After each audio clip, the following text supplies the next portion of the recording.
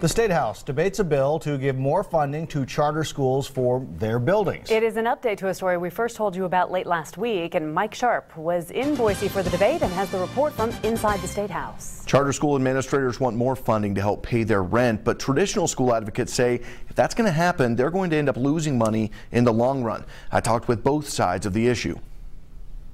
The debate over facilities funding for charter schools started early this morning, and in the end, the House Education Committee voted to approve a boost in charter school monies. Being at the higher end of 700 students in the end, it's going to be a game changer for the decisions the board and I have to make for the future of the kids. Don Keller, who runs Sage International School of Boise, says with extra funding, decisions will be easier because charter schools won't have to pay rent with money which would be better used for enhancing learning. All of a sudden, instead of pulling all 15% of my money out of my budget, maybe I only have to pull 7%. Folks who oppose the bill say they do so because they worry about the amount of money the State House will be sending to traditional public schools. This bill would actually take funding from the general funds for public schools and distribute it for facilities for charter schools. Robin Nettinga, who runs the Idaho Education Association, says she worries people will view the extra funding as new money from a new pot, but she says it really is just another cut. The public schools budget isn't growing, it's simply being cut in a different way. But according to Keller,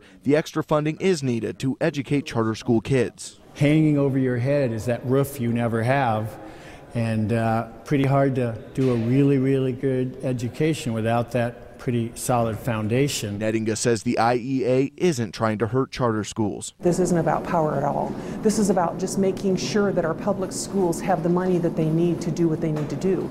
Nettinga did tell me after the debate that she agrees charter schools do need extra funding for facilities. She'd just like to see the overall public school budget increased before that happens. Live in studio, I'm Mike Sharp, today 6 on your side.